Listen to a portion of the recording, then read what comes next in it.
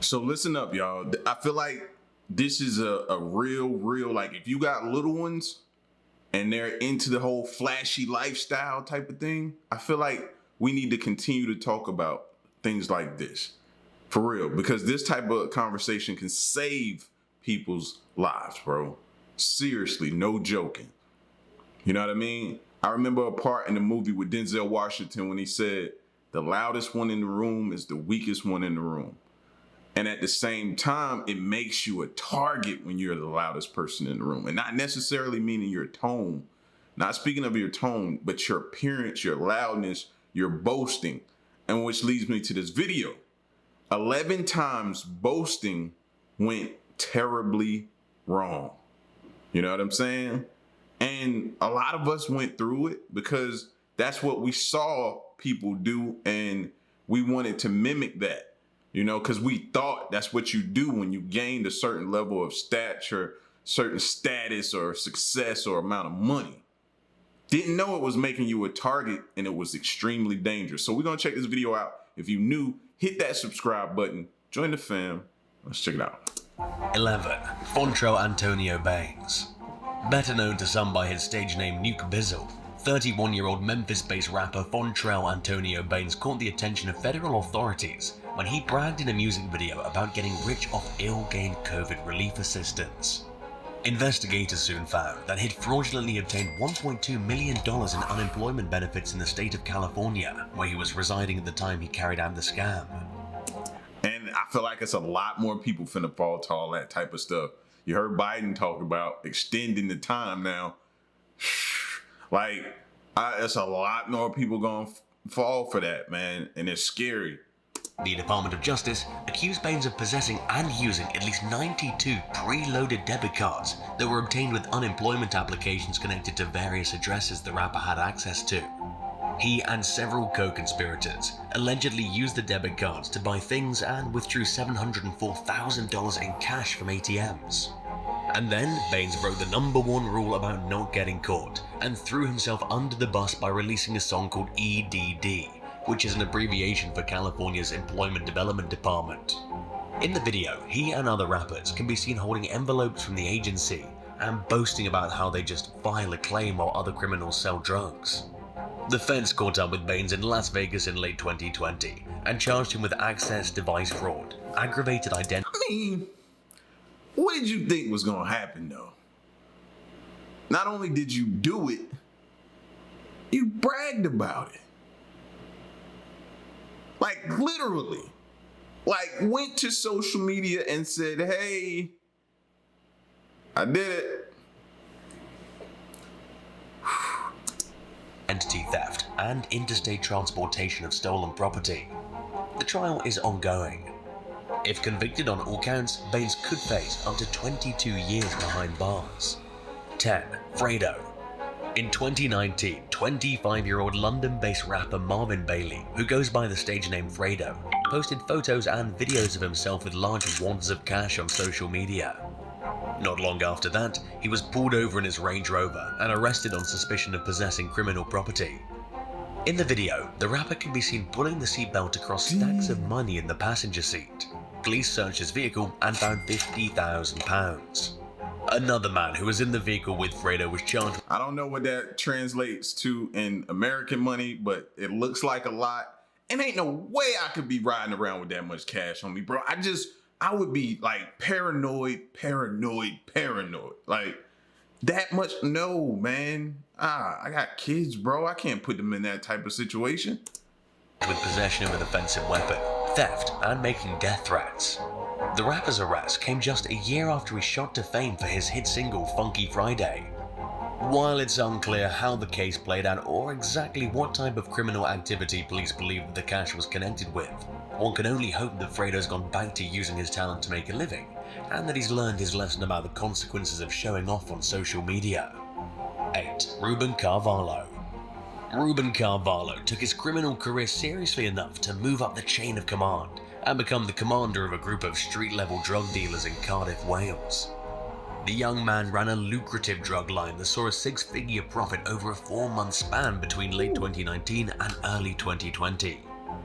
But when his runners started getting arrested, Carvalho's operation became short-staffed, forcing him to carry out some low-level sales that he wouldn't normally do.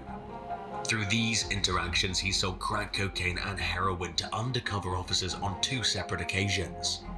During one conversation, he bragged to a cop about how he was making £3,000 per day until his sellers started getting in trouble with the law.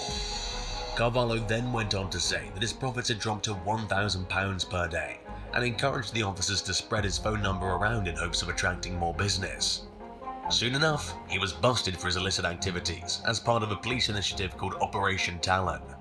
By then, Carvalho already had drug-related convictions from previous offences.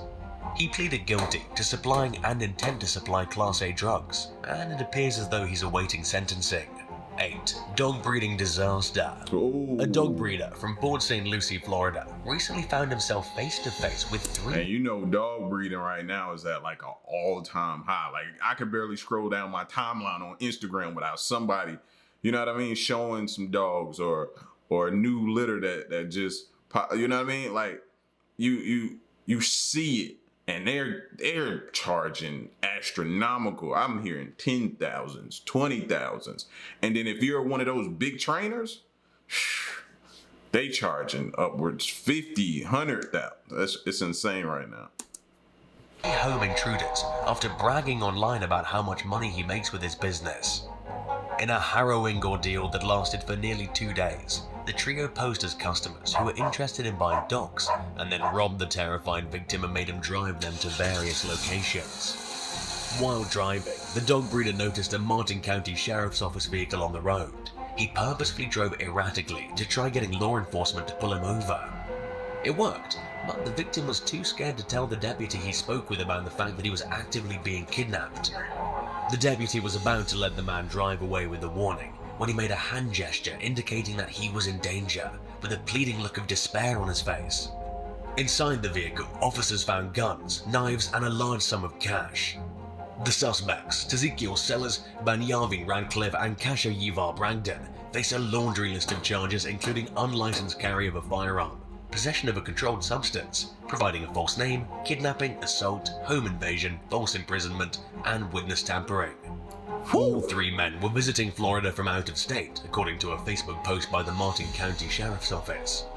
The suspects reportedly told investigators that they were in the area to hang out with women, but that's unlikely to happen anytime soon, as they await their next court date from behind bars. 7. Anticia Andrea Brown. 2 pregnant 19-year-olds were sitting in a car together in Riviera Beach, Florida on Christmas Eve in 2017, when another woman began chasing them with her vehicle and pointing a taser at them. The pursuit ended when the attacker crashed into the victim's car. Police reported to the scene and initially decided not to arrest the suspect, 23-year-old Anticia Andrea Brown. One of the victims later contacted law enforcement and reported that Brown was bragging on social media about destroying their car and making them walk for the holidays. At that point, the police changed their minds and picked the suspect up on charges of aggravated battery with a weapon and aggravated battery on a known pregnant woman. You was home free. You was home free. Just couldn't let it go, could you? Huh? Brown was held without bond at the Palm. Bro, social media, fam, it's taking down many of people. And it's going to continue to do that. It's like a drug, bro. And people get so addicted to it that they can't shake it. Beach County Jail while she waited to face the allegations against her. A few months later, she ended up receiving a 2-year prison sentence for unrelated crimes, including identity fraud and illegal possession of a debit or credit card. She was released in October 2019. 6. Orville Johnson. In 2017, an undercover detective with the Kansas City Police Department in Missouri worked their way into the good graces of a drug dealer named Orville L. Johnson. During one of these several cocaine sales Johnson made to the undercover cop, he bragged about killing someone who tried to rob him, stating that he had to kill the man and blew half his face off. Ooh. Johnson was referring to the March 2017 death of 30-year-old man named Ricky Boswell. His co-defendant, Latasha M. Alexander, initially claimed that she shot Boswell because he tried to rape her, but she later recanted her story and pleaded guilty to concealing a felony. Authorities ultimately determined that evidence of the scene was consistent with Johnson's claims of self-defense and decided against charging him in connection with Boswell's death.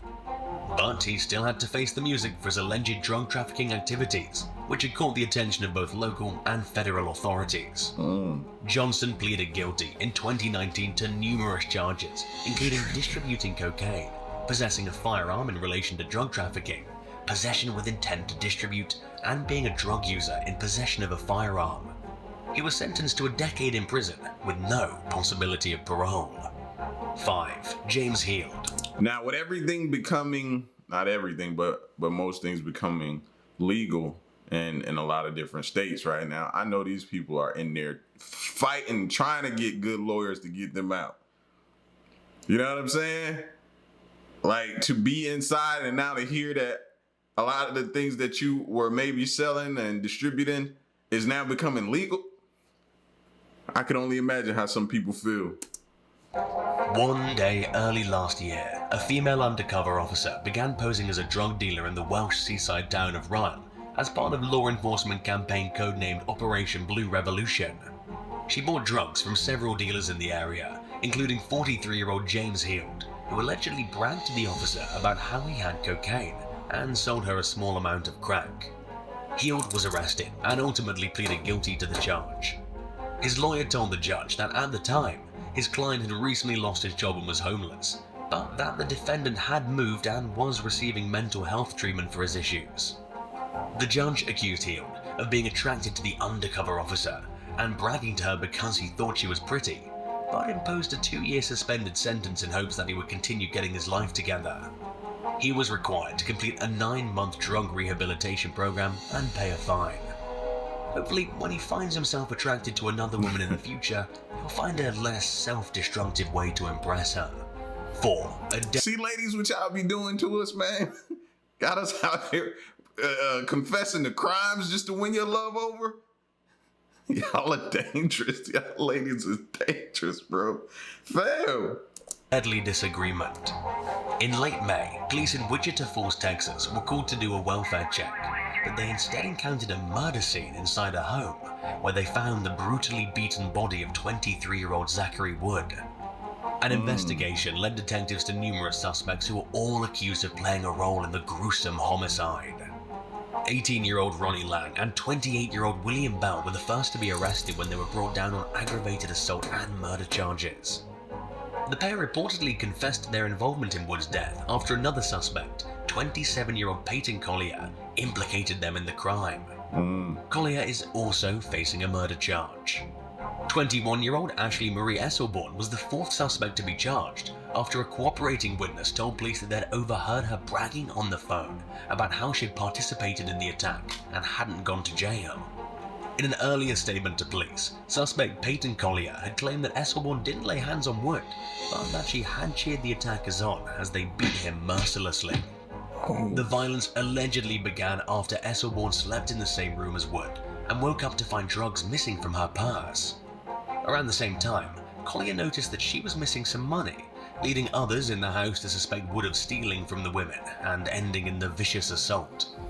Esselborn reportedly told detectives that she and suspect William Bell left the scene at some point and discarded bloody items as they were driving. For now, the suspects remain behind bars on bonds of at least $1 million each. 3. Felonious family members. In what police are describing as a senseless act of violence, a teenager named Ethan Lyman was beaten to death recently outside a school in Akron, Ohio. He was playing basketball with some friends when another group of young men approached and allegedly started firing a water gel gun at them. A fight ensued, and it ended with Lyman dead on the pavement after he fell unconscious and was brutally bludgeoned.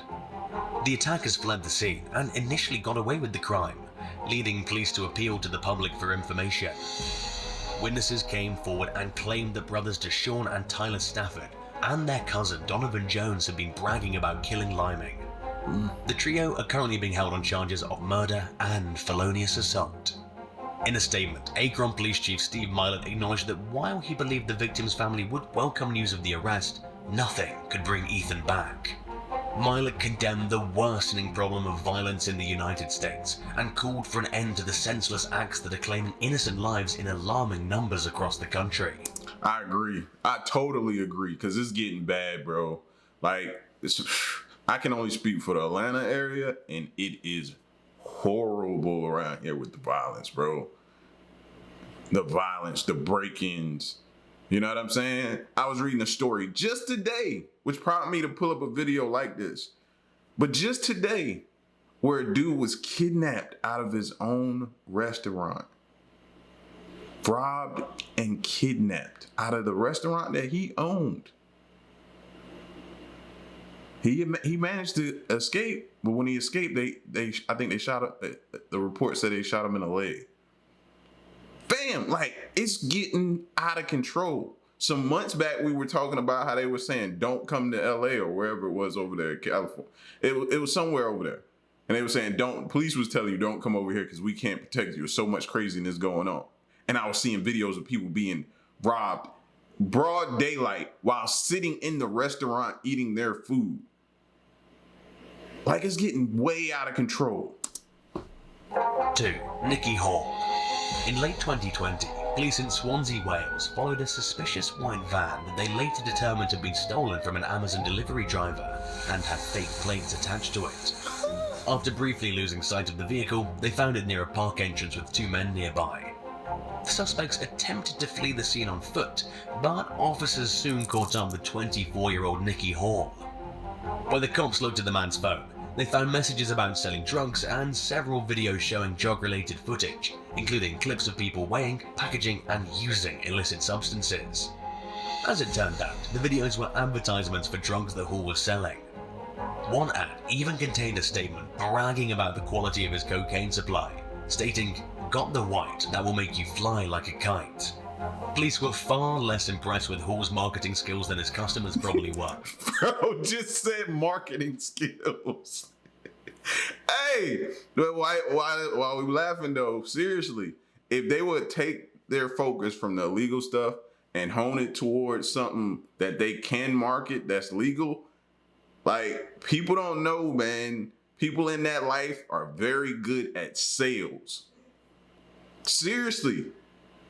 If they hone their focus and attention on something else other than that, it'd be a lot of millionaires in that lane, I'm telling you. Especially after finding a drug-filled bag. Now, some people say the stuff that they're selling sells itself, and I get that too, but they're also very, very good at selling and convincing and conversating and doing different things. But back to the story. White that will make you fly like a kite.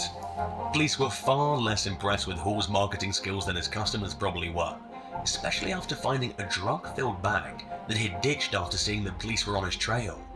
He was released amid an ongoing investigation, but wound up back in custody a few months later after he was caught with baggies containing heroin. Hall's lawyers claim that the man's life spiraled out of control following a motorcycle accident in 2020.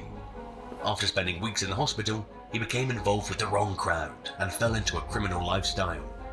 The judge met the explanation with skepticism, stating that it seemed as though Hall had a substantial customer base and that there was an apparent element of revelry in what he was doing. He was sentenced to 3.5 years behind bars. 1. Anthony Bean Sr.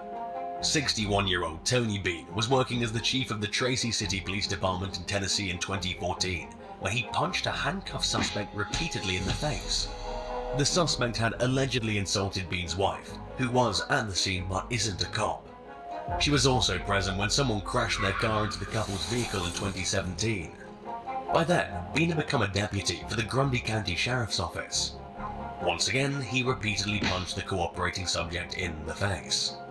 In late 2020, federal prosecutors accused both Bean and his son, Grundy County Deputy Anthony T.J. Bean, of federal civil rights violations for using excessive force and failing to report their use of force.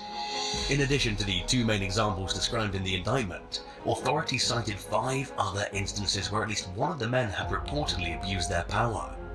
The complaint described how the elder being boastfully described his violent behavior as the Grundy County way of doing things, and discouraged those working under him from turning their body cameras on before committing some of the alleged beatings. After one particularly brutal assault, he reportedly bragged to his colleagues about how he hurt his punching hand. 30-year-old TJ Bean was acquitted of one federal count of deprivation of rights, but his father was convicted on 3 counts relating to incidents involving 2 victims. He faces up to 10 years in prison for each count. Thanks for watching. Would you rather have a massive and a deputy going to jail? It's not somewhere. They're gonna have to put him in like PC, protective custody type, cause ain't no way you gonna have a deputy in there in the prison with all those inmates. You ain't putting them in general population. I definitely know that. You know what I'm saying? But these are the stories you hear of people boasting, people bragging, doing different things, getting themselves in trouble. And then these bad cops that are out there. Gotta get control of them. Gotta get control and get them off the street. Get them from out of uniform. It's insane, man. This stuff has gotta stop, bro. And I don't want to seem like I'm preaching, but the truth is the truth. And I got kids, bro. And I'm always worried. I'm always trying to tell them to look out, you know, but they're kids and they just want to be free and they don't think about the things that we think about, bro. But it's so much craziness going on. And a lot of people think based upon where they live at, it can't happen. And, oh, I live in the suburbs, so that type of crime and stuff don't happen. Okay, keep thinking that. It doesn't matter where you live at all. Keep yourself safe. You know what I'm saying? And then stay away from the crime, bro. There's way too many other ways out here to become successful. That ain't it. All right? And stop boasting. Stop. You know what I mean? We went through that era when everybody was holding the money phone up to their ear. You know what I mean? And I wanted to do it at one point in time, and I'm so thankful I did. Stop boasting. Remember, loudest one in the room is the weakest one in the room. All right? It's your boy L, man. Y'all get at me in the comment section. Let me know what you think. And stick around and stay tuned. Till next one, I'm gone. Peace.